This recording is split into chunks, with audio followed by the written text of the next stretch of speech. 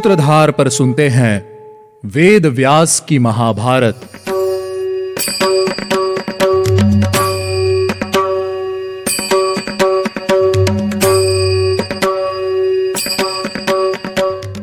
आप सुन रहे हैं सूत्रधार प्रस्तुति व्यास जी द्वारा रचित महाभारत और मैं हूं आपके साथ आपकी सूत्रधार मान्या शर्मा। आज के इस एपिसोड में मैं आपको बताऊंगी कि क्या ऋषि रूरू को अपने सवालों का जवाब मिला। क्या उन्हें पता चला कि आखिर जन्मेजय के नाग यज्ञ में क्या हुआ और क्यों हुआ। लेकिन उससे पहले याद करते हैं कि हमने लास्ट एपिसोड में क्या सुना था। हमारे लास्ट एपिसोड में हमने अग्निदेव को मिले शाप के बारे में जाना था और डुडुम्भ नाम की प्रजाति के बूढ़े सांप के पुनर्जन्म की कहानी और उनको मिले शाप के बारे में जाना था। आखिर में जन्मेजय के नाग यज्ञ के बारे में बताते हुए ऋषि अंतर्ध्यान हो जाते हैं, जिनको ढूंढते ढूंढते ऋषि रूरू घने जंगल में जाकर बेहोश हो जाते हैं। मैं जानती हूँ कि आप भी यही सोच रहे होंगे कि आखिर जन्मेजय के नाग यज्ञ में हुआ क्या था और उसका खुलासा आखिर कब होगा। आपके हर सवाल का जवाब आपको सूत्रधार के पास ही मिलेगा। बस थोड़ा सा इंतजार कीजिए और इन अनोखी कहानियों का आनंद लेते रहिए। अब चलते हैं वापस कहानी की ओर। होश में आने के बाद ऋषि रूरू अपने पिता के पास आए और उन्हें पूरा किस्सा कह सुनाया, जिसके बाद ऋषि रूरू के पिता ऋषि प्रमति ने उन्हें सब कुछ बता दिया।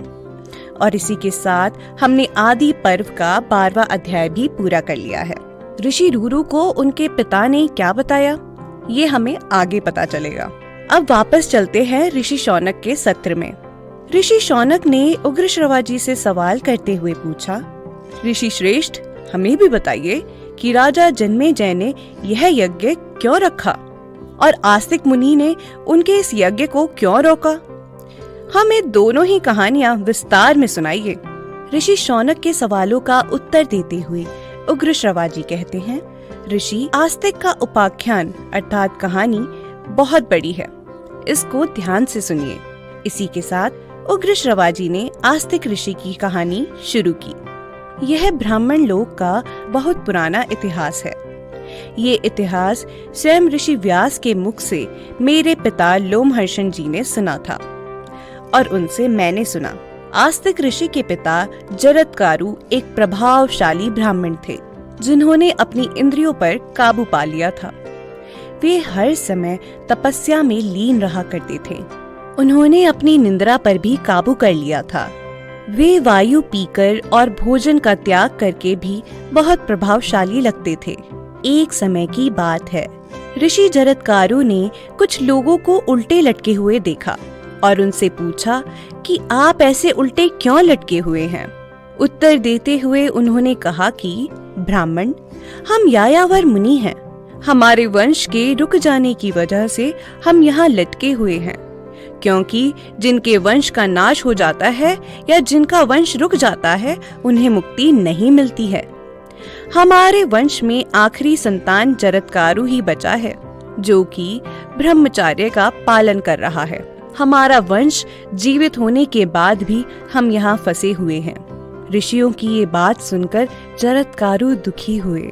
उन्हें दुखी देखकर ऋषि ने उनके दुख का कारण पूछा, जिसका उत्तर देते हुए उन्होंने बताया कि वे ही जरत्कारु हैं और अपने पितरों की ऐसी दशा देखकर वे विवाह करने के लिए तैयार हैं, लेकिन उनकी कुछ शर्तें हैं। जरत्कारु की शर्तें कुछ इस प्रकार थी, मैं उसी स्त्री से विवाह करूंगा जो मुझे दान में मिलेगी, क्योंकि कोई भी पिता एक दरिद्र को अपनी बेटी दान में क्यों देगा। मेरी दूसरी शर्त ये है कि मैं उसी स्त्री से विवाह करूंगा जिसका नाम मेरे नाम जैसा ही हो। ऐसा निश्चय करके जरत्कारु अपनी पत्नी की तलाश में धरती पर घूमते रहे। एक दिन जरत्कारु भिक्षा में पत्नी का दान मांगते हुए एक वन में पहुंचे, जहां उनकी आवाज सुनकर नागराज वासुकी अपनी बहन जरत्कारु को लेकर उनकी सेवा में पहुंच गए। और इसी के साथ ऋषि जरत्कारु ने नागराज वासुकी की बहन से पूरी रीति रिवाजों के साथ विवाह किया। कहानी को आगे बढ़ाते हुए उग्रश्रवा जी बताते हैं कि पूर्व काल में नाग माता कद्रू ने सर्पों को शाप दिया था कि उन सब को जन्मेजय के यज्ञ की अग्नि में जलकर भस्म होना होगा। और इसी शाप की शांति के लिए नागराज वासुकी ने अपनी बहन का विवाह ऋषि जरत्कारु से किया। सर्पिका जरत्कारु के गर्भ से आस्तिक ऋषि का जन्म हुआ था, जिन्होंने जन्मेजय के यज्ञ में अपने पितरों संबंधियों को नाग यज्ञ की अग्नि में भस्म होने से बचाया था। और इस प्रकार उग्र श्रवाजी ने आस्तिक मुनि की कथा कह सुनाई और हमने आदि पर्व का 15वां अध्याय पूरा कर लिया। वापस चलते हैं ऋषि शौनक के सत्र में। ऋषि शौनक ने ऋषि उग्र श्रवाजी की बड़ाई करते हुए कहा, आप बहुत अच्छे कथावाचक हैं। आपके पिता भी आप ही की तरह कथा सुनाया करते थे। उग्र श्रवाजी ने उन्हें बताया कि उन्होंने सारी कहानियां अपने पिता से ही सुनी हैं। ऋषि शौनक ऋषि आस्तिक की कथा और नागों के यज्ञ में जलने की उस कथा को और विस्तार से सुनने की इच्छा जताई, जिसके बाद उग्र श्रवाजी ने कथा को विस्तार से आरंभ किया। कथा शुरू होती है सतयुग से। सतयुग में प्रजापति दक्ष की 2 सुंदर और गुणवान पुत्रियां थीं, कद्रू और विंता। उन दोनों का विवाह महर्षि कश्यप जी के साथ हुआ था। एक दिन अपनी दोनों पत्नियों से खुश होकर महर्षि कश्यप ने उन्हें एक एक वर मांगने को कहा। कद्रू ने 1000 समान शक्तिशाली नागपुत्रों का वरदान मांगा और विंता ने कद्रू के 1000 पुत्रों से श्रेष्ठ 2 बलशाली पुत्रों का वरदान मांगा। महर्षि कश्यप ने एवमस्तु कहकर उनके वरदानों को पूरा किया और वन में तपस्या के लिए चले गए।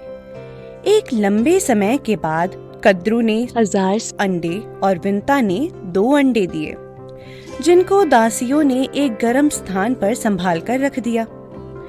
500 वर्ष बीत जाने के बाद विंता के अंडों से 1000 समान बलशाली नागपुत्रों का जन्म हुआ, लेकिन विंता के अंडों में कोई बदलाव नहीं आया, जिसके चलते विंता ने अपने दोनों अंडों को खुद फोड़कर बच्चों को बाहर निकालने का निश्चय कर लिया।